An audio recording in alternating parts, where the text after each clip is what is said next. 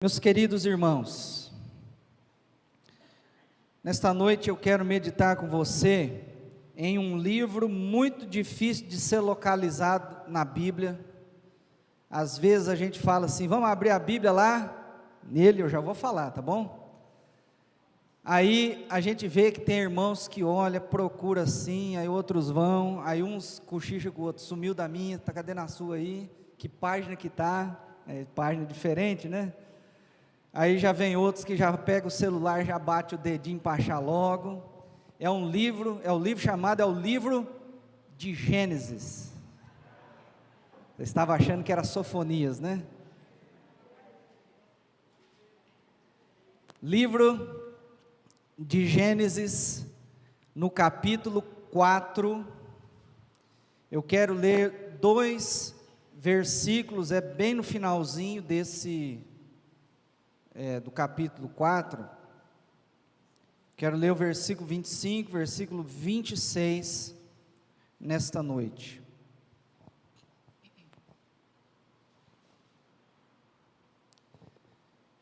Novamente, Adão teve, só um pouquinho, Gênesis fica o primeiro livro da Bíblia, eu esqueci de falar, para ajudar aí, né? Brincando. Capítulo 4, versículo 25 e 26. Novamente, Adão teve relações sexuais com a sua esposa, e ela deu à luz outro filho, a quem chamou de Sete, exclamando: Deus me concedeu outro filho, para ficar no lugar de Abel, que foi morto por Caim. Sete foi pai e deu a seu filho o nome de Enos, que foi o primeiro a proclamar o nome de Yahvé. Amém? Genealogia nem sempre é fácil de ser estudada. Quando nós falamos sobre nomes de pessoas na Bíblia, nós precisamos lembrar que eles também possuem significado. Mas quando nós começamos mesmo, vamos no princípio e olhamos a criação, nós conseguimos enxergar um Deus amoroso, um Deus criador e um Deus que tem um projeto para a sua criação. Esse Deus que cria o homem, que cria a mulher, que os forma à sua imagem, conforme a sua semelhança, que distribui de si, no caráter, na imagem, na essência da humanidade, partes de si, querido, características próprias dele. Este Deus atribui a esta criação o nome de humanos, humanidade, e Deus assim nos ama, e Deus então nos cria para o louvor da sua própria bênção, da sua própria glória. O Senhor faz isso com o universo, com o nosso planeta, e Deus assim nos cria.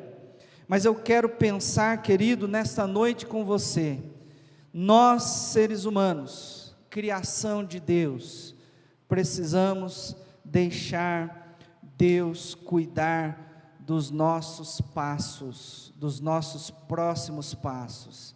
E por que, pastor, o senhor está falando sobre deixar Deus cuidar dos próximos passos? Às vezes nem eu nem sei qual que é o próximo passo que eu dou, não sei nem qual passo que eu estou dando, mas nós precisamos, querido, olhar para o começo e ver que Deus está direcionando desde o começo. E algumas circunstâncias da vida tendem a nos desviar dos propósitos do Senhor e nos fazer olhar para as coisas deste mundo com olhos apenas humanos, da criação, que tem a limitação deste tempo, que tem suas limitações quanto à visão, quanto à percepção. Somos orientados às vezes segundo o que dita os desejos do coração em determinados momentos. Talvez algumas circunstâncias nos forcem a não olhar também para onde Deus estava mostrando a direção. Mas eu quero chamar a sua atenção, querido, para a necessidade que nós temos de deixar Deus cuidar, direcionar os passos da nossa vida e os próximos passos. Às vezes nós passamos por problemas e por circunstâncias que têm realmente ferido ou marcado ou então tomado, o controle, as rédeas daquilo que nós estamos vivendo. Nós podemos passar por uma dor da separação, podemos passar pela dor da perda de um ente querido, podemos passar pela frustração de um projeto que não conseguimos concretizar, podemos também passar pela decepção de um sonho que nós não realizamos, podemos ter a dor de traições daqueles que confiávamos e acabaram deixando a nossa vida em apuros, com as mãos atadas.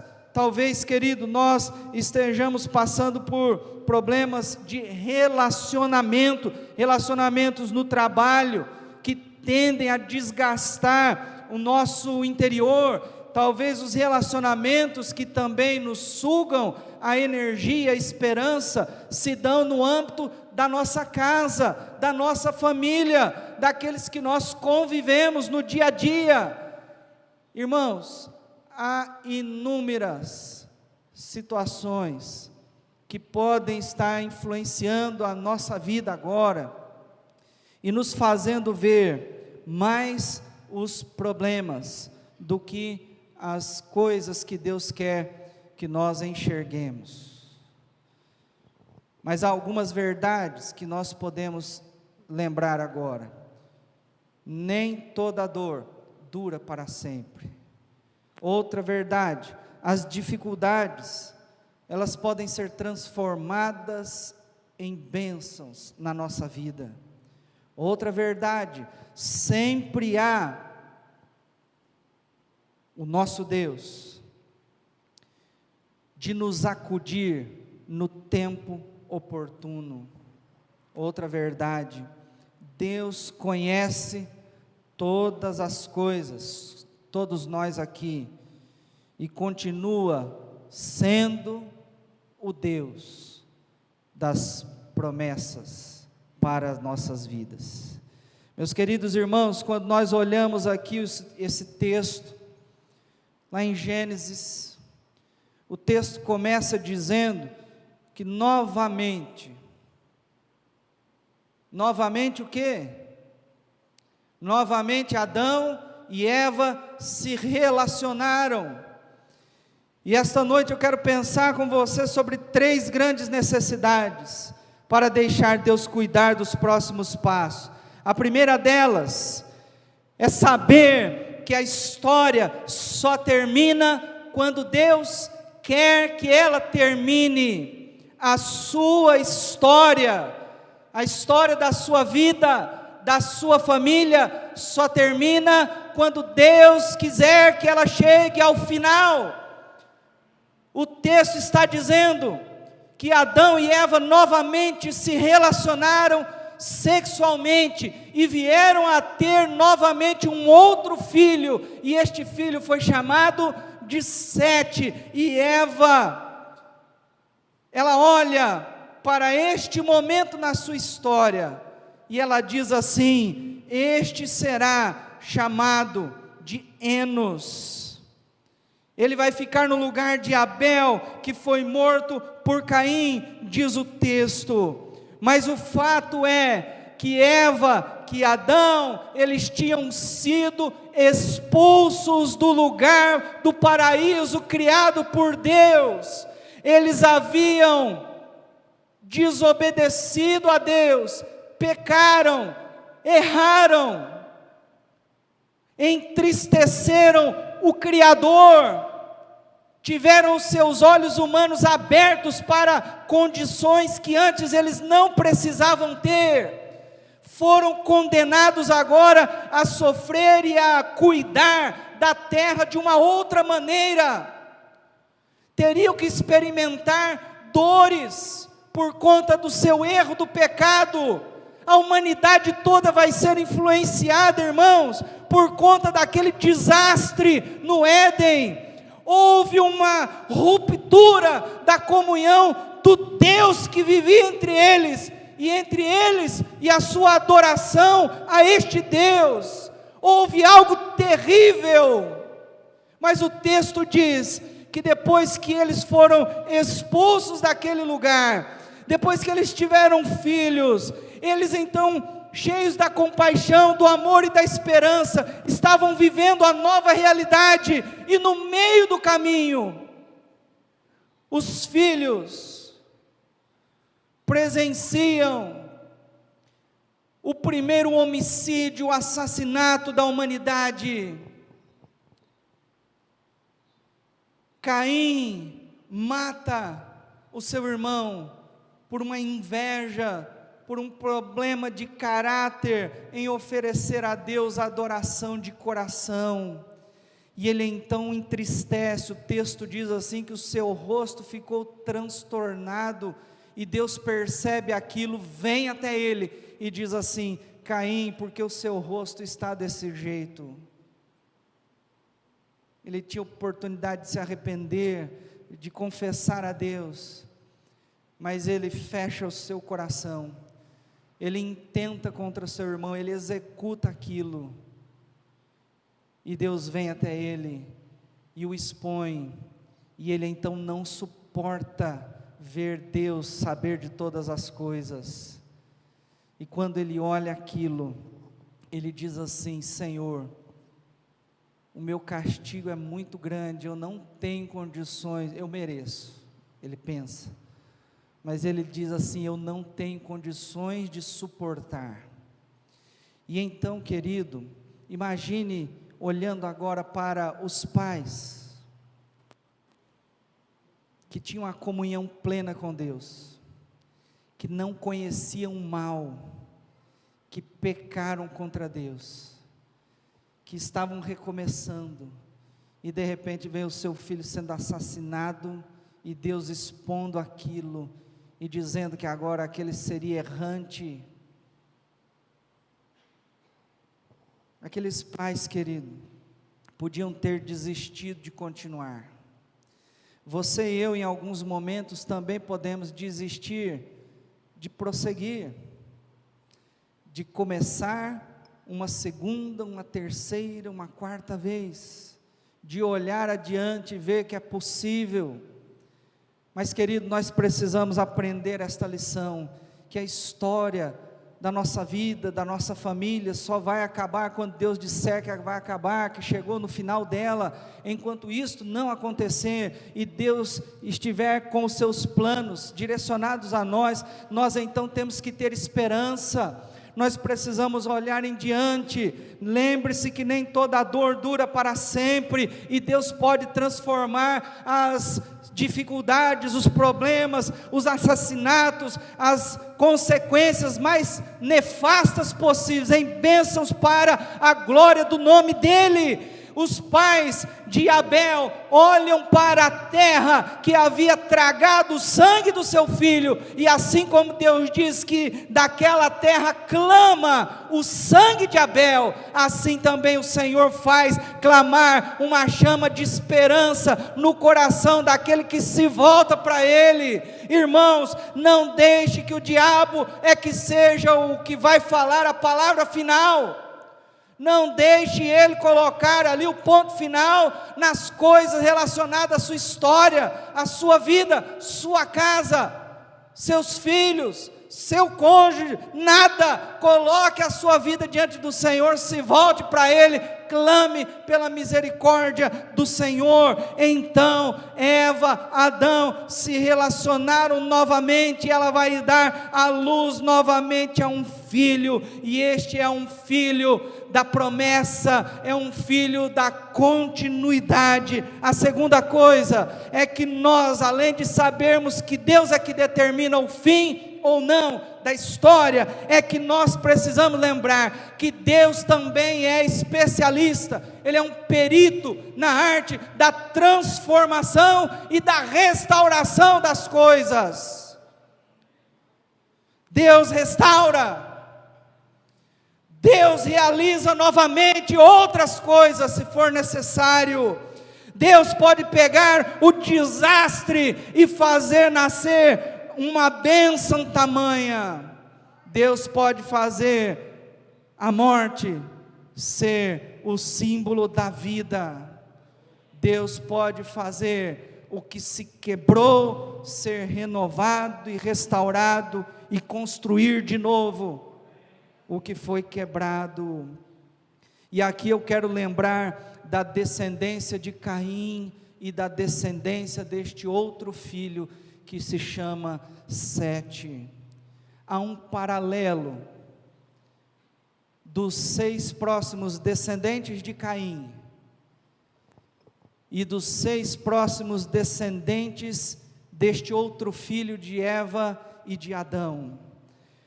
Caim, Enoque, Irade, Meujael, Metusael e Lameque. E de um outro lado vai ter uma descendência deste filho chamado Sete, que depois eles continuam a sua história. Sete, Cainã, Enoque, Jared, Malalael, Matusalém e Lameque. A descendência de um vai ser conhecida por grandes feitos e realizações, e por trabalhar de uma maneira até paradoxal, com o peso de ser descendente daquele que vai levar uma marca, que é Caim, para não ser morto e não ser vingado pelo próprio Deus, como Deus assim o trata, quando ele diz que ele não ia suportar o castigo de ser errante daquela maneira. Mas ele vai ser conhecido, e muitos dos seus filhos, destes citados aqui, vão ser grandes artífices, vão ser homens que vão modelar o ferro, instrumentos, e criar grandes coisas, ao mesmo tempo que tinham a habilidade de ser grandes especialistas, de criar, de produzir, de construir muitas coisas. Eles também se afastavam do Senhor, e eles continuavam errantes. Mas ao contrário destes, querido, os filhos de Sete, e Sete tem uma característica diferenciada. Ele começa colocando o nome da sua descendência, um nome que faz referência ao avô daquela criança, Adão, o homem. Agora Enos, o do homem do barro, aquele criado do barro, é uma referência ao próprio ser criado pelo próprio Deus. Ele daria continuidade, e diz a palavra de Deus que esta descendência é aqui que começa a se clamar, proclamar, invocar o nome de Deus. É aqui que se começa a ter reuniões para glorificar a Deus. É desta descendência. Antes parecia quebrado e o fim da família, mas agora a humanidade continua. Deus restaura, Deus renova a esperança, Deus levanta novamente este povo, e é deles que começam a adoração e a proclamação do nome do Senhor na humanidade. É desta descendência, querido, que vai vir a família que vai permanecer num tempo terrível, tenebroso, em que Deus vai destruir tudo e salvar aqueles únicos sinceros, verdadeiros. É desta descendência que vem a família de Noé, e toda a humanidade será preservada por conta deles. Eles invocam o nome do Senhor. Deus é perito em restaurar, em renovar, em fazer outra chance chegar diante de nós, em dar outra oportunidade, em fazer recomeçar as coisas, quando todo mundo acha que não vai dar, mas quando Deus quer, Ele vai restaurar. Ele pode fazer isso por você, e Ele pode fazer isso por mim. Deus pode restaurar a tua história, Deus pode reconstruir sua família, Deus pode reabrir uma porta num outro momento para a sua vida. Deus pode te dar mais uma outra chance para continuar, e assim é o Senhor para com o seu povo. Mas em terceiro e em último lugar, querido, primeiro é que a história só termina quando Deus quer. Segundo é que Deus, Ele é perito em restaurações. Mas a terceira nos ensina a maneira de Deus. Deus faz isso através do perdão. O perdão cura a vida. Perdão cura a vida. Quando Caim peca, quando ele mata seu irmão, quando Deus o sentencia, ele recebe uma marca na sua vida, para onde ele estiver, as pessoas não pudessem então o ferir, porque ele seria vingado 7 vezes. Mas a descendência que eu falei aqui de Caim, que termina no Lameque da descendência de Caim, este homem, no versículo 23 e 24, ele se vangloriava diante das suas esposas, da sua família, dizendo que matava as pessoas. Um homem, por causa de ter ferido ele, matou uma criança porque a ofendeu, e estava dizendo assim: se Caim, meu antecessor, foi vingado 7 vezes, eu, Lameque, serei vingado 70 vezes 7, diz o versículo 24. Mas, queridos irmãos, Deus não trabalha com o método da vingança, e Deus não trabalha com a restauração à toa. Deus não faz renascer a esperança em nós à toa. Deus quer que o perdão seja o elo que vai instrumentalizar a bênção da família, do lar, da igreja, do que quer que seja. Veja bem, querido, que lá em Mateus, no capítulo 18, versículo 21 e versículo 22, quando Pedro está diante do Senhor, e ele ali pergunta para Jesus: até quantas vezes eu tenho que perdoar o meu irmão? O Senhor Jesus diz que é até 70 vezes 7. Os religiosos daquela época exigiam 3 vezes o perdão. Jesus diz 70 vezes 7. Se antes da descendência dos que se afastam de Deus, a vingança será 70 vezes 7, o Senhor está dizendo que pelo perdão restaurará, dará uma nova chance 70 vezes 7. É pelo perdão que o Senhor cura a vida. É pelo perdão que Ele cura o interior, que Ele cura o coração, que Ele cura a família, que Ele cura a igreja, que Ele cura os relacionamentos. É o Senhor que ama. É Ele que ensinou como perdoar, que foi morto por nós, nos amando e nos perdoou de novo. E Ele está dizendo nesta noite, querido, que nós precisamos deixar que Deus cuide dos nossos passos, do nosso caminhar, das nossas próximas ações. Será que não está na hora já de experimentar o perdão? Será que já não está na hora de reconhecer que quem vai dar a palavra final é Deus e não é nada mais, nem ninguém? Será que Deus não está querendo transformar o que se quebrou e não está querendo restaurar agora algo no seu coração, na sua vida, na sua família? Então, querido, é tempo de se voltar para o Senhor, é tempo de clamar a Ele, de buscar e deixar que os próximos passos sejam dados de acordo com o Senhor. Nós vamos adorar a Deus agora com um cântico, e eu queria que enquanto você estivesse louvando, em oração, você falasse com Deus: Senhor, eu estou entregando meu coração aqui, minha família, minha vida, e eu quero que o Senhor restaura, que o Senhor promova o perdão, que o Senhor mostre a direção, que o Senhor faça o que precisa ser feito. Vamos adorar a Deus.